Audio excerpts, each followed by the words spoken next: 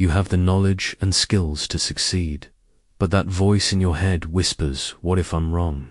Every time you need to make a crucial decision, every day you second-guess yourself out of opportunities, while others, with less experience, charge forward with confidence and claim the victories that should have been yours. I am Sun Tzu, the ancient strategist who discovered that the greatest enemy you'll ever face isn't your competition, it's the hesitant version of yourself that always doubts. What I learned about eliminating hesitation will transform you into someone who moves with decisive confidence, using the same principles that won ancient wars to win your personal battle against the enemy within. But first, like this video, subscribe for more battle-tested wisdom, and comment below where you're watching from. Want to know which corner of the world is ready to eliminate doubt and embrace decisive action? I still remember the weight of that cracked jade seal in my palm, the symbol of my authority that split the moment I first allowed doubt to poison my judgment. It happened during my early days as a military strategist, when I was young and foolish, enough to believe that hesitation was wisdom, that second-guessing was prudence. The enemy forces had positioned themselves across the valley, their banners fluttering in the morning wind like hungry vultures. My scouts had brought intelligence that their left flank was weak, undermanned by inexperienced soldiers who had never seen real combat. Every instinct I possessed screamed that we should strike immediately, before they could reinforce that vulnerable position. But then the voice began its insidious whisper. What if the intelligence is wrong? What if this is a trap? What if you're leading your men to slaughter? I hesitated. For 3 precious hours, I delayed the attack while I sought more confirmation, more certainty, more guarantees that victory was assured. I told myself I was being careful, strategic, responsible. In reality, I was feeding the very enemy that would haunt me for years to come. The hesitant version of myself that feared failure more than it desired success. Those 3 hours of doubt cost us everything. While I wrestled with uncertainty, the enemy commander, a man half my age, with a fraction of my experience, reinforced his weak flank with fresh troops. When we finally attacked, what should have been a swift victory became a bloody stalemate. That lasted 3 days. I learned that day that hesitation is not caution, it is cowardice disguised as wisdom. The enemy doesn't just study your military formations and supply lines. They study your patterns of doubt. They watch for the moment when you pause, when you question yourself, when you allow fear to masquerade as strategy. And in that moment of hesitation, they strike. My jade seal cracked that night as I held it, contemplating how my indecision had nearly cost the lives of good men who trusted me to lead them. The crack ran right through the center, splitting the ancient symbol of decisive authority in 2. I could have had it repaired, but I chose to keep it broken as a reminder of what doubt truly costs. That cracked seal taught me the most important lesson of my military career. Your hesitant self is not protecting you from failure, is guaranteeing it. While you debate and deliberate and seek absolute certainty in an uncertain world, opportunities vanish like morning mist. Your competition moves forward with imperfect information and wins, while you remain paralyzed by the pursuit of perfect knowledge. The truth is that confidence is a weapon that must be sharpened daily through practice and decision-making. Every time you choose action over hesitation, you strengthen this weapon. Every time you trust your instincts over your fears, you become more formidable. But every moment you spend in doubt, you hand your enemy, whether it's a rival army or a competing colleague, another advantage. I realized that my hesitant self had never once protected me from making a mistake. Instead, it had only protected me from making any decision at all, which is the greatest mistake of all. After that devastating lesson with my cracked seal, I became obsessed with understanding the enemy that lived within my own mind.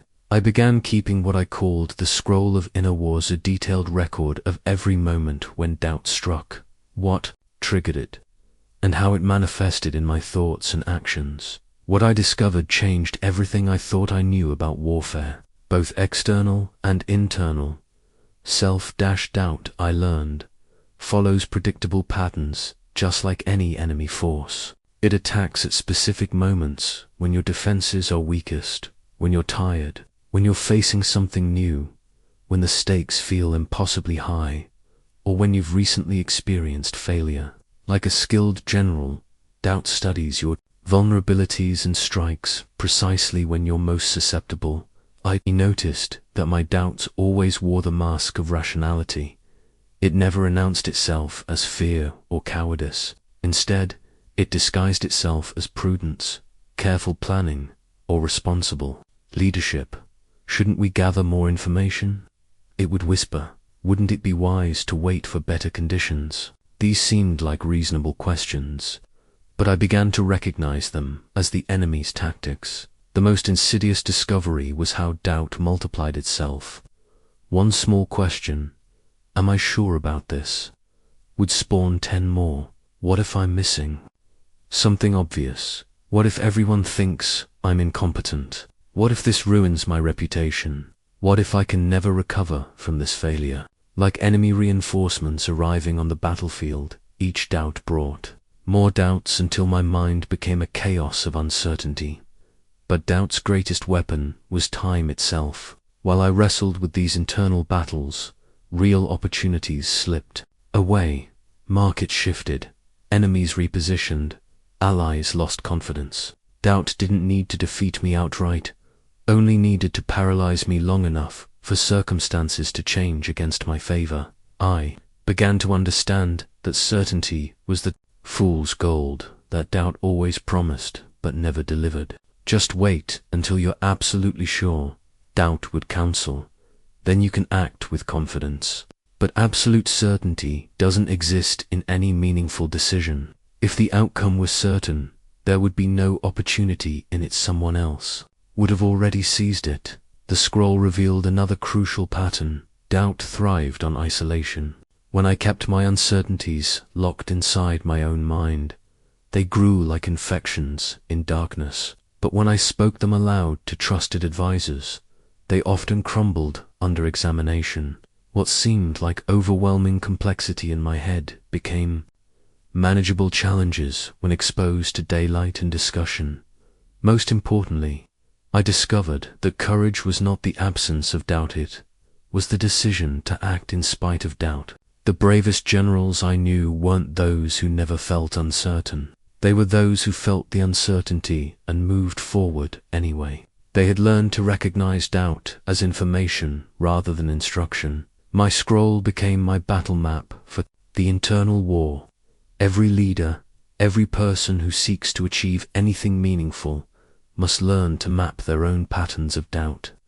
Only by understanding how this enemy operates can you develop the strategies to defeat it. Only by recognizing doubt's disguises can you strip away its power to paralyze you at the moment when bold action is required most. The breakthrough came when I created what I called the Iron Decision Blade, not a physical weapon, but a mental protocol forged from countless battles with hesitation. This blade could cut through uncertainty in moments, separating essential action from paralyzing deliberation. I developed this protocol after watching my most successful rival, General Wei, consistently outmaneuver forces twice his size. Wei wasn't more intelligent than other commanders, nor did he possess superior resources, but he had mastered something that eluded most leaders: the ability to make quality decisions quickly under pressure. I studied Wei's methods obsessively, and I discovered his secret. He had trained himself to recognize what I came to call the decisive moment, that critical point where additional information gathering provides diminishing returns, and delay becomes more dangerous than imperfect action. Wei taught me that every decision has 3 phases: the gathering phase, where you collect information and assess options; the decisive moment, where you must choose; and the execution phase, where you commit fully to your choice. Most people, myself included, had been extending the gathering phase far beyond its usefulness. Mistaking delay for diligence, the iron decision blade protocol became my method for identifying and seizing these decisive moments. When facing any choice, I would ask myself 5 rapid-fire questions. Do I have enough information to make a reasonable decision? What is the cost of waiting versus the cost of acting now? What would I advise someone else to do in this exact situation? What does my instinct tell me? And finally, what would the version of myself I most admire choose in this moment? These questions had to be answered within minutes, not hours or days. The blade's power lay not in finding perfect answers, but in forcing rapid clarity. I learned that the human mind, when pressured to decide quickly, often cuts through confusion to reach the essence of what truly matters. But the protocol required training, like any weapon.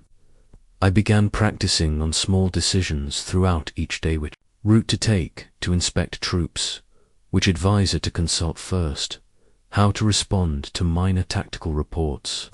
Each quick decision strengthened my ability to trust my judgment and act decisively when larger opportunities arose. The most crucial element was learning to distinguish between decisions that truly required extensive analysis and those that were being overanalyzed due to fear. Most choices that felt overwhelmingly complex were actually straightforward decisions clouded by doubt's smokescreen. I remember the first time I used the iron decision blade in actual combat. Enemy scouts had been spotted near our supply lines, and I had perhaps 20 minutes to decide whether to pursue them or reinforce our defenses. My old self would have spent an hour weighing options and seeking counsel. Instead, I applied the protocol, reached my decision in 3 minutes, and gave the pursuit order. We captured valuable intelligence that changed the entire campaign's trajectory, not because my decision was perfect, but because acting quickly allowed us to seize an opportunity that hesitation would have destroyed. The blade taught me that the quality of a decision is measured not by the perfection of its outcome, but by the appropriateness of the action given the information available at the time. Perfect decisions don't exist, but decisive action creates the possibility for success that hesitation can never provide. After mastering the art of decisive action, I realized that making quick decisions was only half the battle. The other half was developing unshakable confidence in those decisions once made. This led me to create what I called the Shield of Unbreakable Resolve, a collection of mental defenses that protected my choices from the corrosive effects of second-guessing. I discovered this need during a campaign where I had made a brilliant tactical decision to attack at dawn, but spent the entire night before the battle torturing myself with doubts. Should I have waited for reinforcements? Did the first position the cavalry correctly? What if the enemy anticipated this move? By morning, my confidence was so shattered that I communicated uncertainty to my officers, and they, in turn, infected the troops with hesitation. The attack succeeded, but barely. What should have been a decisive victory became a narrow escape, all because I had undermined my own decision with post-choice doubt. I realized that making a decision was like drawing a sword. You must commit fully to the strike, or the blade becomes useless. The Shield of Unbreakable Resolve was built from 3 essential elements that I developed through years of internal warfare. First was the practice of pre-commitment. Before making any significant decision, I would mentally rehearse not just the choice itself, but my complete commitment to seeing it through. I would visualize myself maintaining confidence in the face of initial setbacks, unexpected complications, or criticism from others. This mental rehearsal created neural pathways that made unwavering commitment feel natural rather than forced. Second was what I called evidence banking. Every time one of my decisions produced positive results, I would record it in detail, not just the outcome, but the decision-making process that led to success. When doubt attacked a current choice, I could withdraw these recorded victories as proof that my judgment was sound. The bank grew larger with each success, providing increasingly strong evidence against doubts, accusations of incompetence. Third was the strategic use of irreversible commitment. Once I made a decision, I would immediately take actions that made reversal costly or impossible. If I decided to advance on an enemy position, I would move supplies forward and communicate the plan to multiple officers. These commitments created external accountability that supported my internal resolve. But the most powerful element of the shield was learning to separate the quality of a decision from the unpredictability of outcomes. A good decision could still produce poor results due to factors beyond my control, weather, enemy luck, unexpected complications. Conversely, a poor decision might occasionally succeed due to chance. I trained myself to evaluate decisions based on the soundness of the reasoning that produced them, not the randomness of their results. This distinction was crucial, because it protected me from the two greatest enemies of confidence: the arrogance that comes from lucky successes and the paralysis that follows unlucky failures. When good decisions produced poor outcomes, I could maintain confidence in my process while learning from what went wrong. When questionable decisions produced good results, I could celebrate the outcome while honestly examining where my reasoning had been flawed. The shield taught me that confidence is not blind faith in your infallibility. It is educated trust in your ability to make reasonable decisions with incomplete information and adapt when circumstances change. The most devastating weapon I ever developed against hesitation was what I called the lightning strike mindset, the ability to recognize opportunity and act on it faster than doubt could form its counterarguments. This mindset was born from watching how the most successful predators in nature operate. They don't deliberate, they strike. I learned this lesson during a siege that had dragged on for weeks. Our forces were growing weary, supplies were running low, and my officers were beginning to question whether we should abandon the effort. Then, during a routine morning observation, I noticed something that changed everything. A small section of the enemy's wall had been damaged by our catapults more severely than we realized. There was a brief window, perhaps 2 hours, when that section could be breached before they discovered and reinforced it. My old self would have called a war council, debated the risks, calculated exact odds of success. But in that moment, I felt the lightning strike mindset activate. I didn't think I commanded. Within minutes, our assault teams were moving.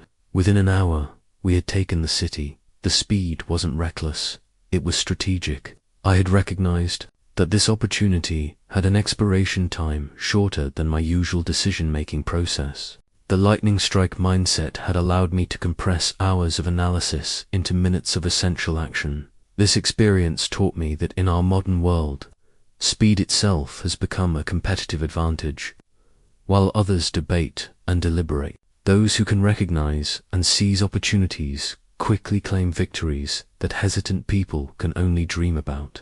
The hesitant version of yourself isn't just slow, it's being left behind by those who understand that perfect timing beats perfect planning. I began training this mindset by practicing what I called opportunity recognition drills.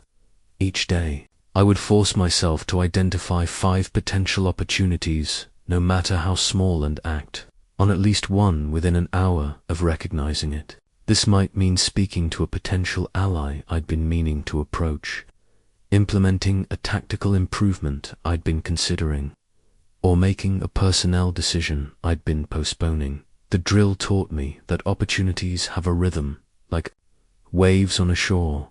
They build, crest, and then recede. The lightning strike mindset learns to feel this rhythm and act during the crest, when the opportunity is at its peak power, but before it begins to fade. But speed without accuracy is merely haste. The lightning strike mindset required developing what I called intuitive analysis, the ability to rapidly assess situations using pattern recognition rather than detailed calculation. When you've seen enough battles, enough negotiations, enough human behavior, your mind begins to recognize successful patterns instantly. Trust in these patterns becomes your rapid-fire decision engine. The key was learning to distinguish between decisions that required extensive analysis and those that could be made through pattern recognition. Strategic planning needed time and deliberation. Tactical opportunities needed lightning-fast response. The hesitant mind treats every decision as strategic, missing countless tactical victories. Most importantly, I learned that taking imperfect action quickly often produces better results than taking perfect action slowly, because perfect action usually arrives too late to matter. The lightning strike mindset accepts that some decisions will be wrong, but knows that speed creates more opportunities to be right than hesitation ever could. The most profound discovery in my war against hesitation came when I realized that within every person exists what I called the inner Norla, voice of command that speaks with absolute authority when you learn to listen. But this voice is often drowned out by the chattering committee of doubt, fear, and external opinion. I developed the crown of inner command to amplify this authoritative voice above all others. This crown wasn't made of gold or precious stones, but of unshakable self-trust, earned through countless small victories over my hesitant nature. I discovered its power during what should have been my most humiliating defeat, a battle where I was outnumbered 3-1, cut off from reinforcements, and facing certain annihilation. In that moment of absolute crisis, something remarkable happened. The voices of doubt that usually tormented me simply went silent. There was no time for second-guessing, no luxury of committee deliberation, no possibility of seeking external validation. In that silence, I heard my inner general speak with crystal clarity. Attack their left flank at dawn. They won't expect aggression from a cornered force. The command felt completely certain, not because I had calculated the odds. There was no time for calculation, but because it came from a place deeper than analysis. It came from the accumulated wisdom of every battle I'd fought, every decision I'd made, every pattern I'd recognized. My inner general had been observing and learning all along. I had simply never learned to trust its voice above the noise of doubt. The attack succeeded brilliantly. We broke their siege and turned certain defeat into stunning victory, not through complex strategy, but through trusting the authority of my inner voice when all external supports had fallen away. From that day forward, I began deliberately cultivating my relationship with this inner general. I learned that this voice becomes stronger and clearer the more you honor its guidance, and weaker the more you ignore it in favor of external opinion or fear-based hesitation. The crown of inner command taught me that true authority comes not from your title or position, but from your willingness to trust your own judgment even when others disagree. Your inner general has access to information that committees and advisors cannot provide, the subtle, intuitive knowledge gained from your unique combination of experiences, observations, and instincts. But learning to hear this voice required cutting through layers of conditioning that had taught me to distrust my own judgment. Society trains us to seek validation, to get second opinions, to doubt our instincts in favor of external expertise. While outside counsel has value, I discovered that the hesitant person uses it as a shield against the responsibility of personal decision-making. The inner general speaks most clearly in moments of pressure, when there's no time for the usual deliberation. It whispers the bold move, the unconventional solution, the path that others haven't considered, but it speaks only to those who have proven their willingness to act on its guidance. Even when that guidance seems to contradict conventional wisdom, I began practicing inner general consultations, deliberately quieting the committee of voices in my head and asking my deepest wisdom what it recommended. The first step was always silence. The second was asking a direct question. The third was listening without immediately analyzing or critiquing what I heard. The fourth was acting on the guidance, even when I couldn't rationally explain why it felt right. This practice transformed not just my decision-making, but my entire relationship with uncertainty. When you trust your inner general, uncertainty becomes information rather than paralysis. One of hesitation's most powerful weapons is the fear of failure. So I knew I had to forge an entirely different relationship with defeat. I created what I called the Phoenix Transformation Method, a systematic approach to converting failures into fuel for future confidence rather than evidence for future hesitation. The method was born from my most spectacular failure campaign, where my overconfidence led to devastating losses. I had become so skilled at defeating doubt that I swung too far in the opposite direction, ignoring crucial intelligence because I was afraid that gathering it would seem hesitant. The result was a crushing defeat that cost me good soldiers and nearly ended my military career. In the aftermath, as I sat among the ashes of my reputation, I realized that my hesitant self was launching its most vicious counterattack. "See," it whispered, "this is what happens when you act boldly. This is why you should always doubt, always hesitate, always seek more certainty." I was at a crossroads. I could allow this failure to resurrect my old hesitant patterns, or I could transform it into something more powerful. The Phoenix Transformation Method emerged from this crisis. Instead of allowing failure to reinforce hesitation, I learned to use it as a forge for creating stronger decision-making capabilities. Like a blacksmith who uses fire to strengthen metal, I began using failures to strengthen my resolve. The first step was immediate ownership without self-destruction. When decisions produced poor outcomes, I would acknowledge my role completely without allowing the acknowledgement to become self-flagellation. I made this choice with the information I had. The outcome was poor. What can I learn? This prevented both defensive denial and paralyzing self-blame. The second step was failure analysis, not failure worship. I would dissect what went wrong with surgical precision. Was it poor information gathering, faulty reasoning, bad timing, external factors beyond my control? This analysis was conducted like a military debrief, focused on learning, not punishment. The third step was pattern extraction. Every failure contained seeds of future success if you knew how to find them. From my devastating campaign loss, I extracted crucial insights about the balance between confidence and caution, the importance of maintaining information gathering, even during decisive action, and the need for contingency planning even in bold moves. The fourth step was integration testing.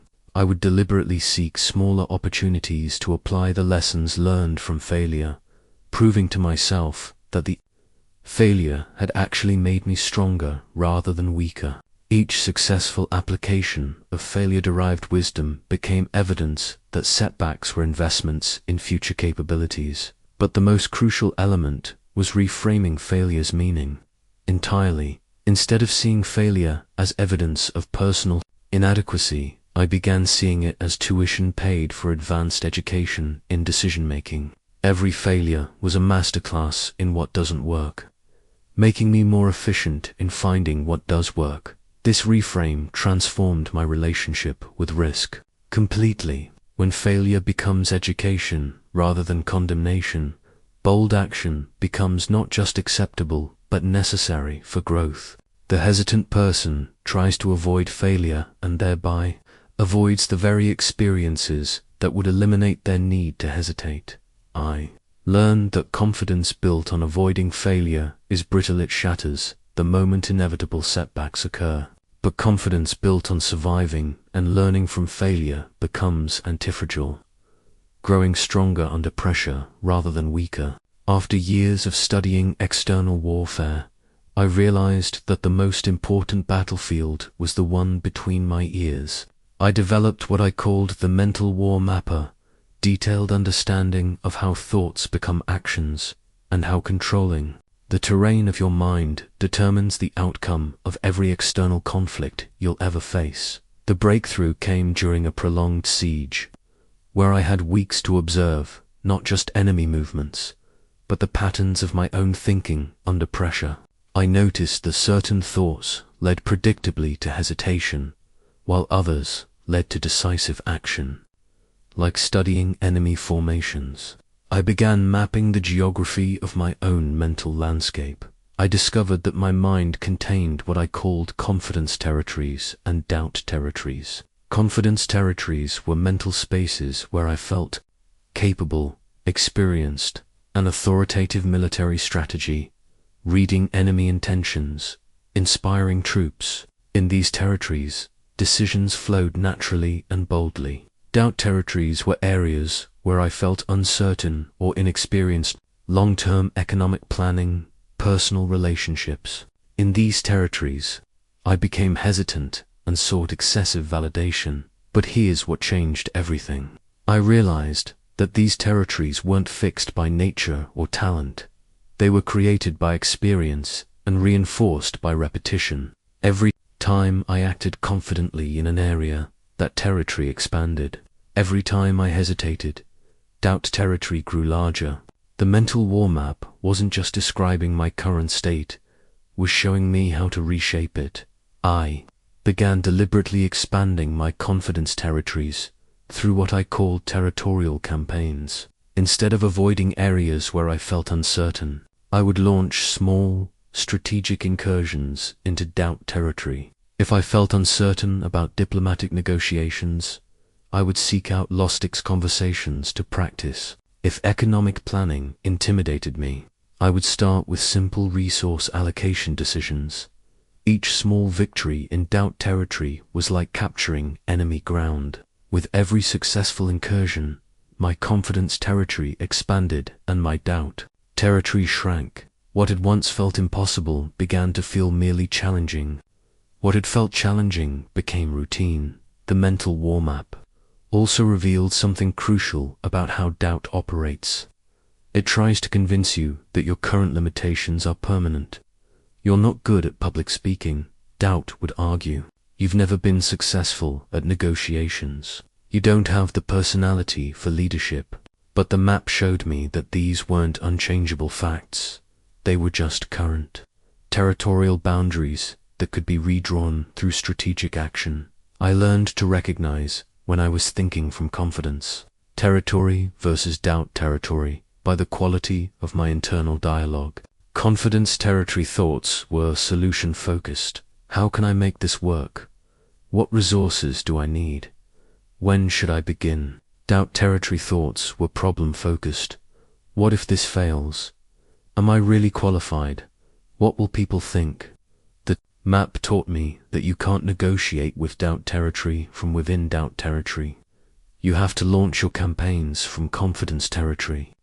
When facing a challenge that triggered uncertainty, I would mentally retreat to an area where I felt capable, draw strength from that confidence, and then advance into the uncertain area with that borrowed authority. Most importantly, I discovered that the goal wasn't to eliminate doubt territory entirely. Uncertainty about truly new challenges was valuable information. The goal was to prevent doubt territory from expanding beyond its legitimate boundaries and to ensure that confidence territory remained the dominant force in my mental landscape.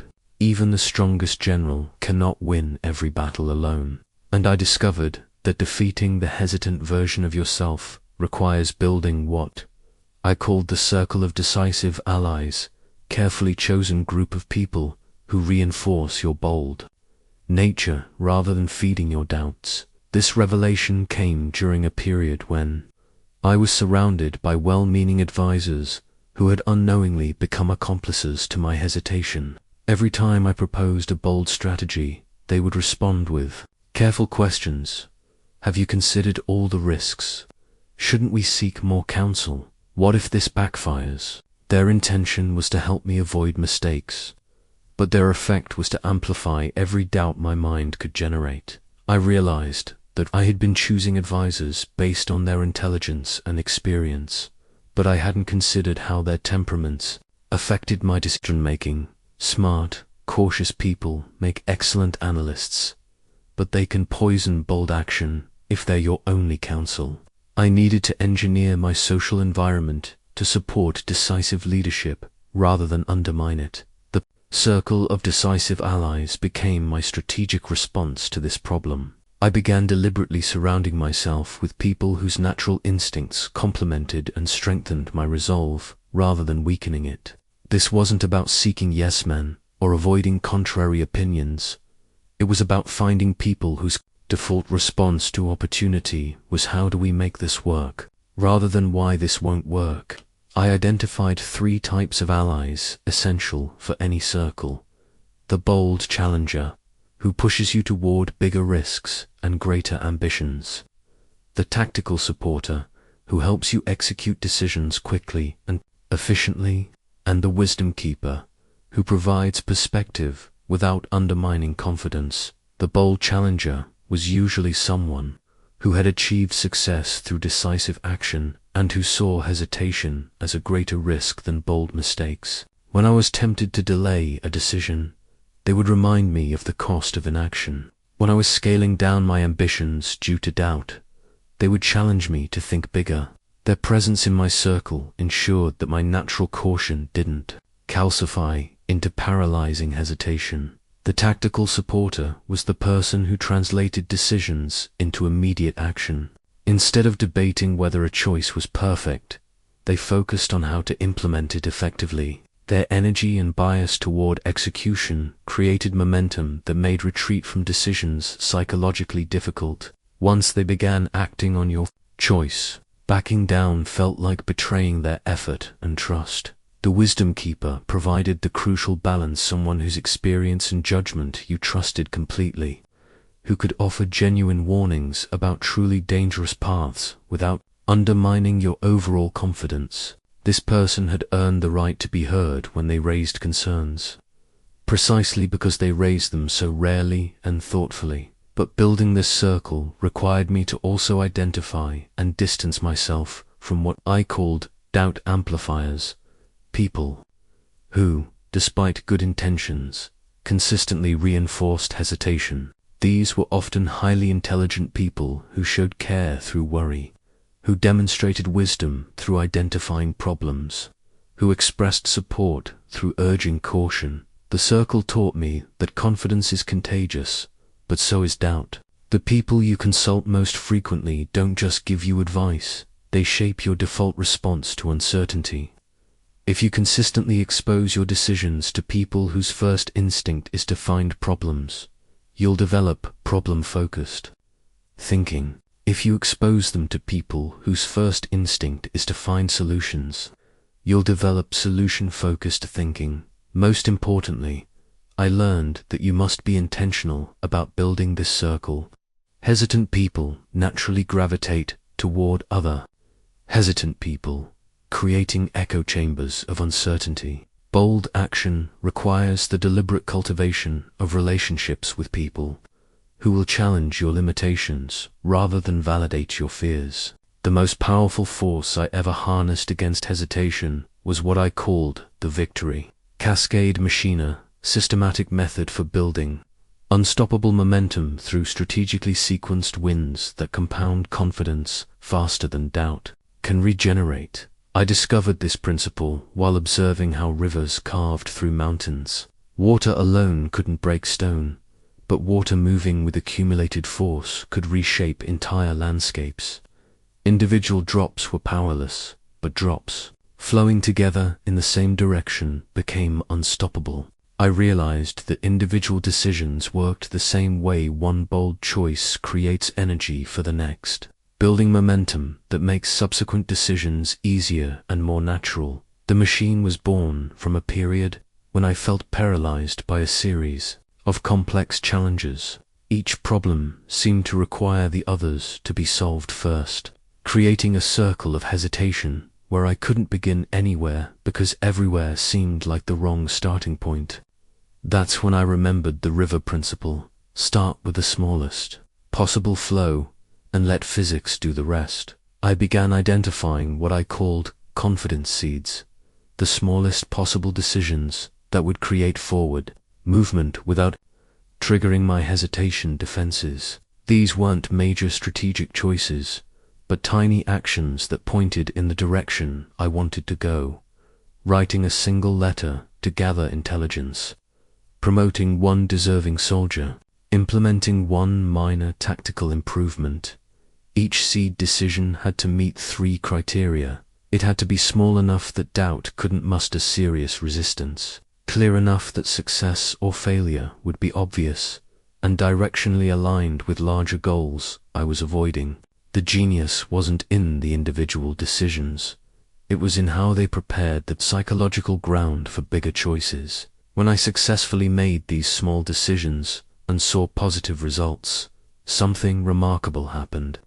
My mind began to associate forward movement with success rather than risk. Instead of asking what could go wrong if I act, I started asking, what am I missing by not acting?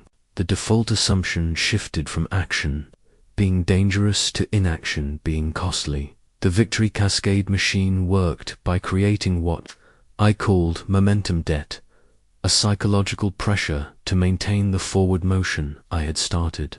Once I had made 5 small, bold decisions in a row, making a 6th became easier than breaking the pattern. The accumulated energy of small wins created a current that pulled me toward larger actions, but the machine required careful calibration.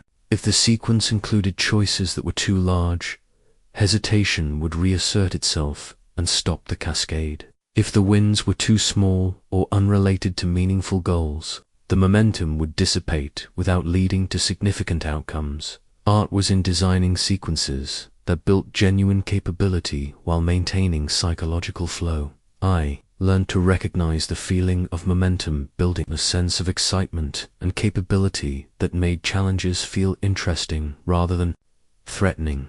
When operating within a victory cascade, I found myself looking for opportunities to act rather than reasons to delay. Problems became puzzles to solve quickly rather than threats to avoid. The machine also taught me timing. There were moments when momentum was strong and I could take on bigger challenges, and moments when it was weak and I needed to rebuild with smaller wins.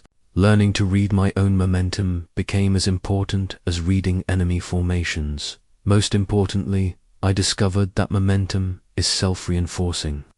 Success creates confidence. Confidence enables bolder action. Bolder action creates bigger successes. But the reverse is equally true. Hesitation creates doubt. Doubt enables fear. Fear creates paralysis. The victory cascade machine ensured I stayed on the upward spiral rather than the downward one. The ultimate weapon against hesitation is what I called the advantage architecture, the ability to position yourself so that bold action becomes not just easier, but inevitable. Instead of fighting doubt with willpower alone, you engineer circumstances where hesitation becomes more difficult than decisive action. This insight emerged from studying why some of my officers naturally acted with confidence, while others struggled with the same decisions. I noticed that the confident ones weren't necessarily braver or more skilled. They had unconsciously created conditions that made bold action feel natural and safe, while making hesitation feel risky and uncomfortable. The architecture was built on 3 foundational pillars that transformed the entire context of decision-making. The first pillar was resource prepositioning. I learned to gather the tools, information, and support I needed before facing critical decisions, rather than trying to acquire them while under pressure. When resources were already in place, action felt prepared rather than reckless. When I had to gather resources while deciding, the effort amplified every doubt about whether the action was worth taking. During one campaign, I spent weeks preparing detailed intelligence, positioning supplies, and briefing officers before the enemy even knew we were planning an attack. When the moment came to strike, the decision felt inevitable rather than risky because everything was already aligned for success. Hesitation would have meant wasting all the careful preparation, harder choice than moving forward. The second pillar was commitment scaffolding. I began making small, public commitments that created external pressure to follow through on larger decisions. If I was considering a major offensive, I would first mention my concerns about enemy positions to junior officers, then discuss preliminary strategies with senior staff, then request specific preparations from supply units. By the time the final decision arrived, backing down would require disappointing multiple people who had invested effort based on my direction. This wasn't manipulation. It was strategic psychology. Each small commitment created stakeholders in my decision, making follow-through feel responsible, while hesitation felt like betrayal of trust. The architecture ensured that my social environment pulled me toward action rather than enabling comfortable delay. The third pillar was default action protocols. Instead of starting from neutral and having to argue myself into action, I created systems where action was the default and inaction required special justification. For routine decisions, I established rules like unless intelligence suggests significant new risks, we advance at dawn, or unless supplies are critically low, we maintain aggressive positioning. These protocols shifted the burden of proof from action to inaction. Instead of doubt asking why should you act, the architecture forced doubt to answer, why should you break your protocol? This subtle shift made hesitation work harder while making bold action feel like following established procedure. The architecture taught me that willpower is finite, but systems are renewable. Instead of trying to overcome hesitation through force of will in each moment, I engineered my environment to naturally support the behaviors I wanted, while creating friction around the behaviors I wanted to avoid. But the most profound insight was understanding that positioning applies to psychology as much as geography. Just as controlling high ground gives military advantage, controlling the mental and social high ground makes confidence inevitable. When your resources are prepared, your commitments aligned, and your defaults programmed for action, bold decisions stop feeling bold, they feel obvious. One of hesitation's most seductive weapons is the promise of perfect timing, the belief that if you wait just a little longer, conditions will become ideal for action. I discovered this trap's true nature while developing what I called the temporal strike window, a method for recognizing when timing is truly important versus when it's just another form of sophisticated procrastination. The trap revealed itself during a campaign where I spent months waiting for perfect conditions to attack a strategically crucial enemy position. I convinced myself that I was being strategic, waiting for better weather, more favorable troop positions, additional intelligence. But while I waited for perfection, the enemy strengthened their defenses. My own troops grew restless, and the political situation shifted against us. I realized that I had confused two entirely different concepts: strategic timing and perfect timing. Strategic timing meant acting when conditions provided sufficient advantage to justify risk. Perfect timing meant waiting until conditions eliminated all risk, a moment that never actually arrives because risk is inherent in any meaningful action. The temporal strike window taught me to recognize three distinct timing categories. 2.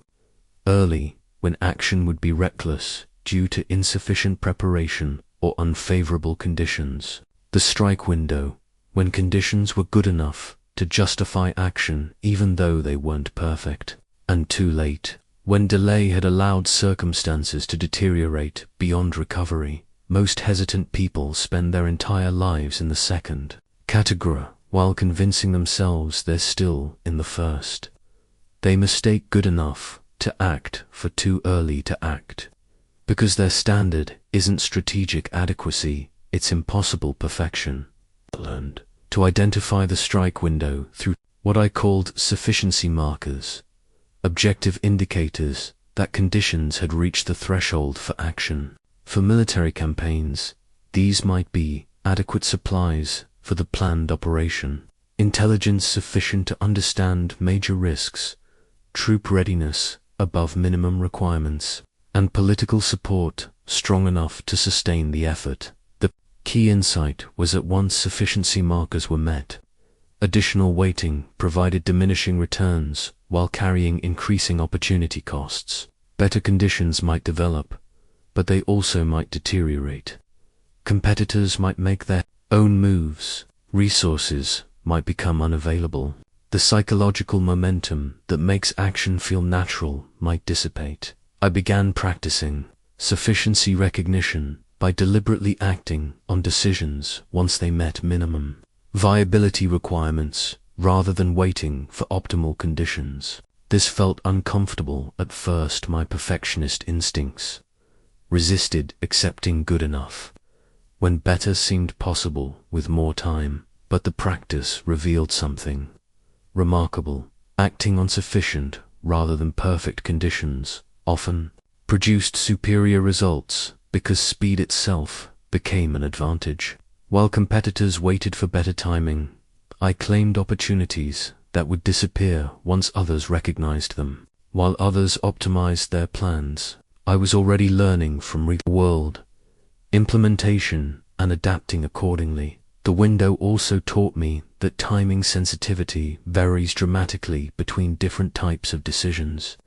Some choices, positioning, resource allocation, relationship building, have wide strike windows where timing flexibility exists. Others, crisis response, competitive opportunities, time-sensitive negotiations, have narrow windows where delay quickly becomes disaster. Learning to distinguish between these categories prevented me from applying perfect timing standards to decisions that required immediate action while ensuring I invested appropriate patience in decisions that genuinely benefited from careful timing. Most importantly, I discovered that perfect timing is often a mirage created by fear.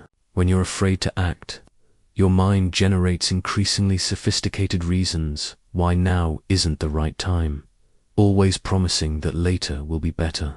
The temporal strike window helped me recognize when these reasons were legitimate. Strategic considerations versus elegant disguises for cowardice. After years of battling the external voices of doubt's advisors urging caution, critics questioning judgment, competitors spreading uncertainty, discovered that the most dangerous voice wasn't coming from outside at all. I developed what I called the authority recognition compass to distinguish between the voice of genuine wisdom and the voice of fear masquerading as prudence. The compass was forged during a crucial moment when I faced two competing inner voices giving completely opposite advice about whether to pursue a risky alliance. One voice counseled patience, gather more information, consider all possibilities. What if this backfires? The other urged action. This opportunity won't last. Trust your assessment. Move now while advantage exists. Both voices sounded reasonable. Both claimed to have my best interests at heart. But I realized that I had never learned to distinguish between the voice of authentic inner authority and the voice of sophisticated fear. They could sound remarkably similar, especially when fear had learned to speak in the language of strategy and wisdom. The authority recognition compass revealed for crucial differences between these voices. The voice of true authority spoke with calm certainty about what was possible, while the voice of fear spoke with agitated worry about what could go wrong. Authority focused on capability and opportunity. Fear focused on limitation and threat. True authority acknowledged risk honestly, but maintained faith in your ability to handle whatever arose. It said things like, "This carries risk, and you have the capability to manage it." Fear acknowledged the same risks, but assumed your inadequacy to handle them. "This carries risk, and you'll probably fail to manage it properly." The voice of authority became stronger under pressure, like steel forged in fire. When stakes increased, authentic inner wisdom became clearer and more decisive. The voice of fear became louder under pressure, generating more objections and complications. As stakes rose, Authority simplified under stress. Fear complicated, most tellingly. The voice of authority aligned with your deepest values and long-term vision, even when the path was difficult. It connected specific decisions to larger purposes and meaningful goals. Fear divorced decisions from larger meaning, focusing obsessively on immediate safety and comfort, while ignoring long-term consequences of inaction. I learned to test voices by asking, if I follow this guidance perfectly, where will I be in 5 years? The voice of authority painted pictures of growth, contribution, and accomplishment achieved through navigating challenges skillfully. The voice of fear painted pictures of safety achieved through avoiding challenges, entirely a safety that ultimately meant stagnation, but the compass required daily calibration through what I called voice verification practices. When facing small, low-stakes decisions, I would deliberately listen to both voices and choose to follow the one that felt more aligned with growth and possibility. Then I would observe the results carefully. Over time, these practices taught me to recognize the unique signature of my authentic inner authority, the tone, the feeling, the quality of guidance that consistently led to outcomes I respected. This voice didn't promise easy paths or guaranteed success, but it promised paths worthy of my capabilities and aligned with my deepest values. The compass also revealed that external authorities, teachers, mentors, books, traditions, were most valuable when they helped me recognize and trust my own inner authority, rather than replacing it. The best guidance didn't tell me what to think. It helped me think more clearly for myself. Most importantly, I discovered that true authority grows stronger through use, while fear grows weaker. Every time I acted on authentic inner guidance and handled the consequences skillfully, that voice became clearer and more trustworthy. Every time I chose fear-based safety over growth-oriented challenge, my authentic voice became harder to hear beneath the noise of accumulated doubts. The culmination of my war against hesitation came when I forged what I called the Decisive identity seal, the moment when bold action stopped being something I did and became something I was.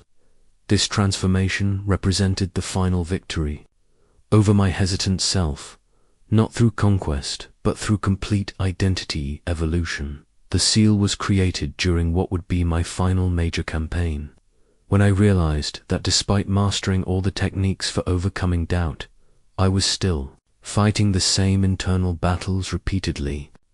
I had learned to win against hesitation, but I hadn't learned to transcend the need for the battle itself. The breakthrough came when I understood that I had been approaching the problem incorrectly. I had been trying to defeat the hesitant version of myself rather than evolving beyond it entirely. The hesitant self wasn't an enemy to be conquered, it was an outdated identity to be outgrown. Like a snake shedding skin that no longer fits, I began studying soldiers who seemed naturally decisive, men who never appeared to struggle with the internal conflicts that had plagued me for years. What I discovered surprised me. They hadn't eliminated doubt. They had developed an identity that automatically processed doubt as information rather than instruction.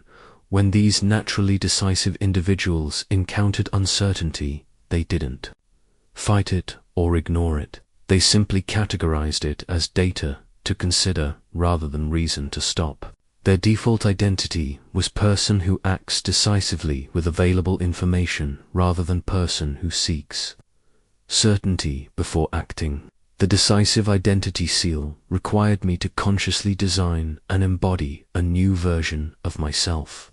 Instead of seeing myself as someone trying to overcome hesitation, I began seeing myself as someone who naturally acts with bold wisdom. This wasn't positive thinking or affirmation, it was identity architecture.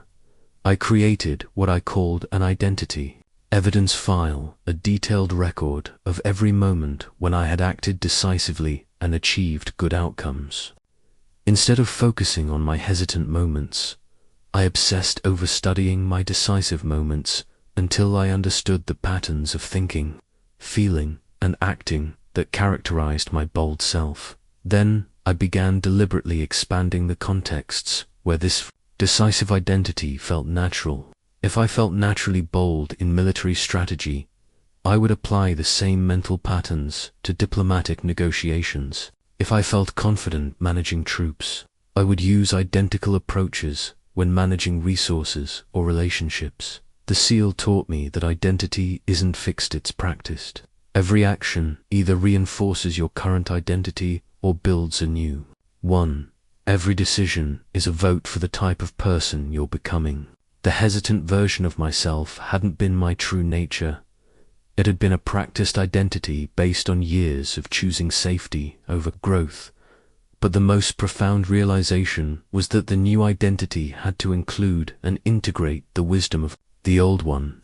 My hesitant self had developed valuable capabilities: careful observation, risk assessment, thorough preparation. The decisive identity didn't abandon these strengths, it organized them in service of bold action rather than paralysis. The final transformation occurred when I stopped needing to overcome hesitation because hesitation stopped arising in the same form. Doubt still appeared, but it automatically converted into strategic consideration rather than emotional paralysis. Uncertainty still existed, but it immediately transformed into planning energy rather than stopping energy. When the decisive identity, SEAL, was complete, I no longer had to fight internal battles because my internal system had reorganized itself around a new default setting. Bold action had become my natural response to opportunity, just as breathing had become my natural response to needing oxygen. As I observe your modern world through the lens of eternity, I see that the battlefield has changed, but the war against hesitation remains identical. You face the same enemy I fought, the hesitant version of yourself that whispers doubt at crucial moments. What I've given you are the same weapons that turned me from a cautious young strategist into a decisive leader, whose principles have guided victories for over 2 millennia. Your modern challenges require the same ancient solutions, but applied to new terrain. Where I faced rival generals, you face competing colleagues. Where I navigated court politics, you navigate corporate hierarchies. Where I seized territorial opportunities, you seize market opportunities. But in every case, the decisive factor remains the same: your willingness to act boldly with imperfect information, rather than waiting for perfect certainty that never comes. I've watched your contemporary world create unprecedented opportunities for those who can recognize and seize them quickly. Technology changes faster than committees can deliberate. Markets shift before consensus can form.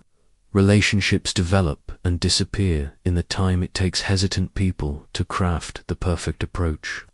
Speed of recognition and action has become even more crucial in your era than in mine. Yet I also see that your world has created more sophisticated forms of hesitation. You have access to infinite information, which creates the illusion that perfect knowledge is possible if you just research a little longer. You can seek endless opinions through digital networks, which enables perpetual You've created cultures that punish failure more visibly than they reward bold attempts, making risk aversion seem rational even when it guarantees mediocrity. The mirror of self-doubt that I first encountered now has countless digital reflections, media feeds that show others' curated successes, expert opinions that contradict each other, data streams that can support any position depending on interpretation. Your hesitant self has more ammunition than ever to argue for delay,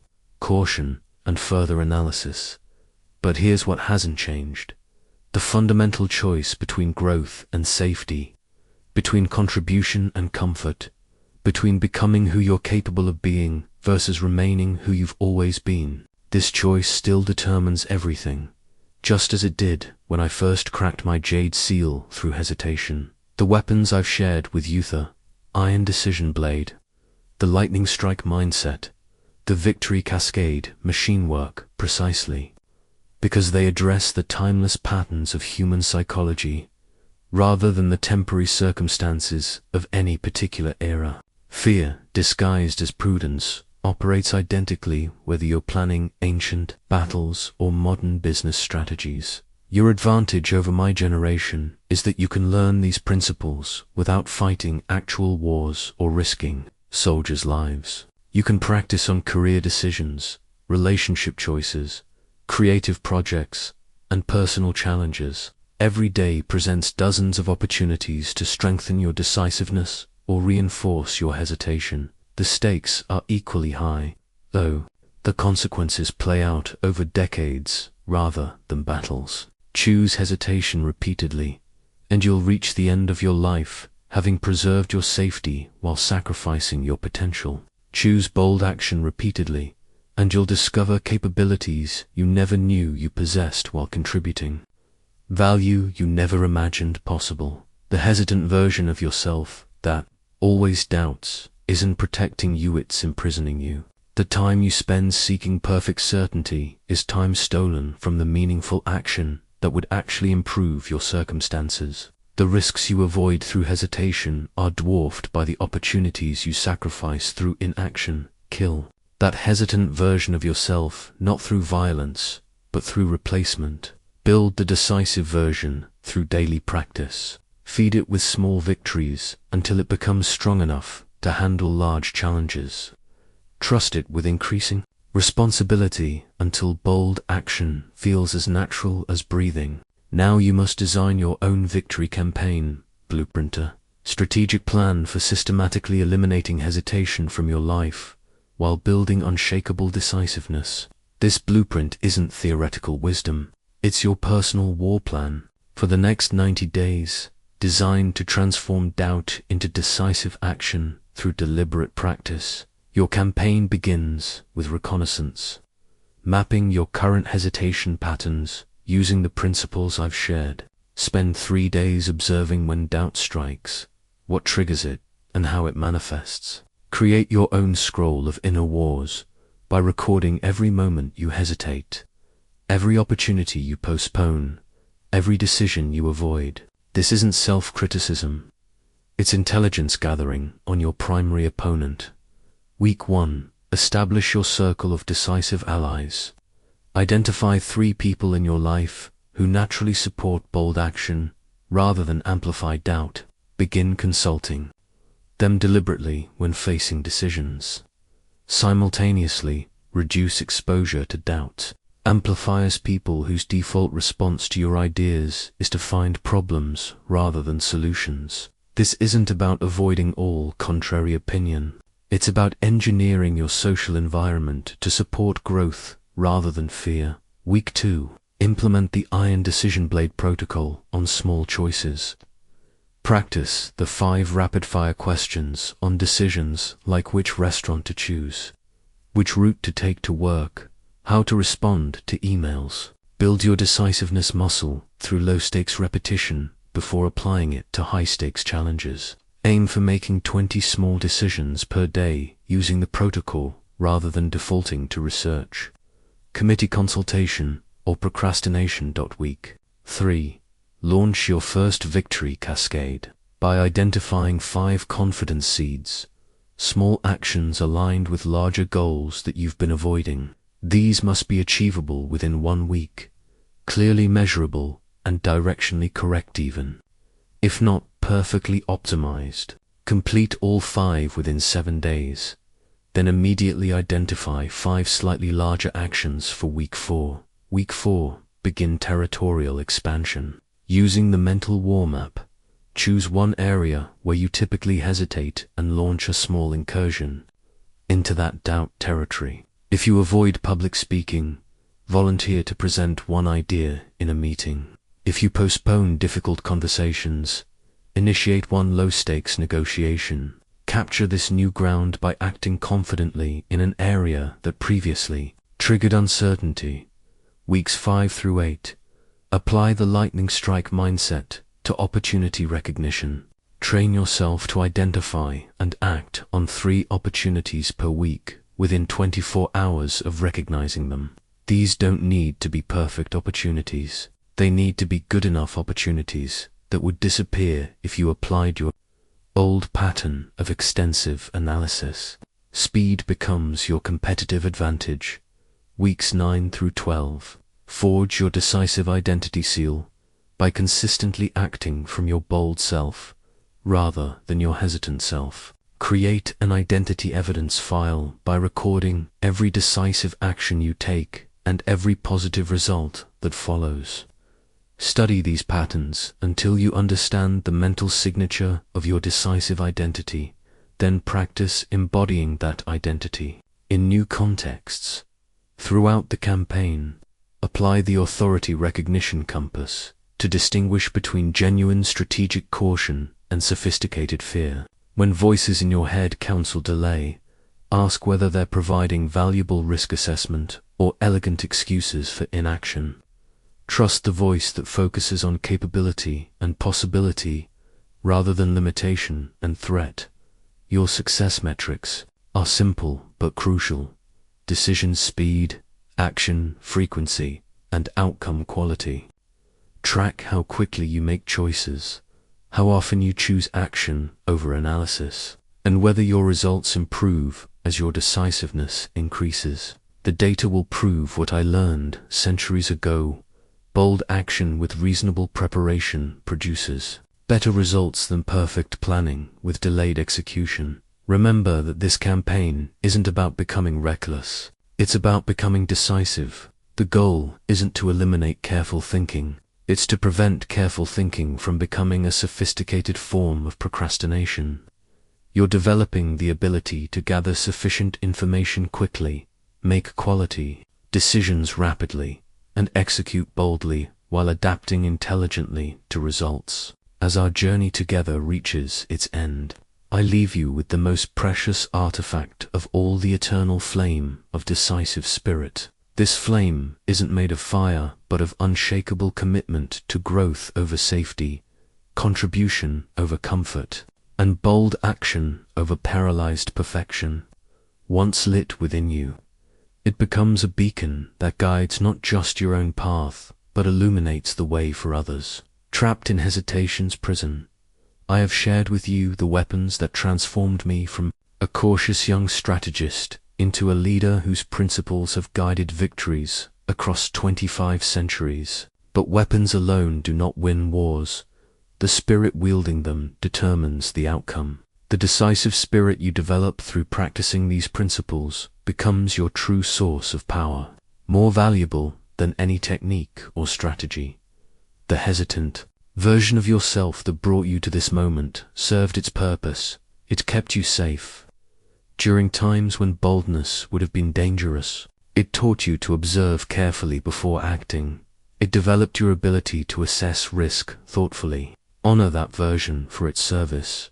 Then let it go with gratitude rather than violence. You are outgrowing the need for its protection. What emerges in its place is not recklessness disguised as confidence, but wisdom expressing itself through decisive action. You become someone who gathers information efficiently rather than exhaustively, who seeks counsel thoughtfully rather than endlessly, who moves forward with reasonable preparation rather than perfect certainty. This is the evolution that courage enables, not the absence of caution, but the transformation of caution into strategic thinking rather than paralyzing fear. The battles you win against your own hesitation create ripple effects that extend far beyond your personal victories. When you act boldly on opportunities others fear to pursue, you create value that wouldn't otherwise exist. When you make decisions quickly that others postpone indefinitely, you solve problems that would otherwise persist. When you trust your judgment despite uncertainty, you demonstrate possibilities that inspire others to examine their own limitations. Your decisive action becomes a gift to everyone whose life you touch. Colleagues benefit from your willingness to make difficult choices that move projects forward. Friends benefit from your courage to have conversations that deepen relationships.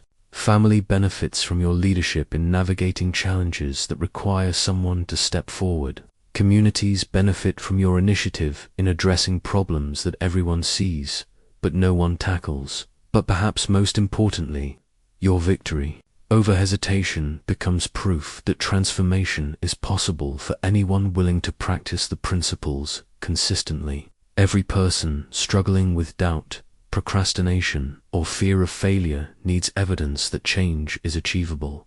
Your bold life becomes that evidence. This is how the principles I developed in ancient China continue to win modern battles, not because they are timeless theories, but because they create timeless transformations in the people who apply them. Each person who defeats their hesitant self passes these weapons to the next generation, ensuring that wisdom serves its highest purpose, enabling human potential rather than constraining it. The flame I kindle in you today will burn long after our conversation ends. Feed it with daily decisions that choose growth over safety. Strengthen it with actions that align with your deepest values rather than your momentary fears. Share it with others who struggle in hesitations, darkness.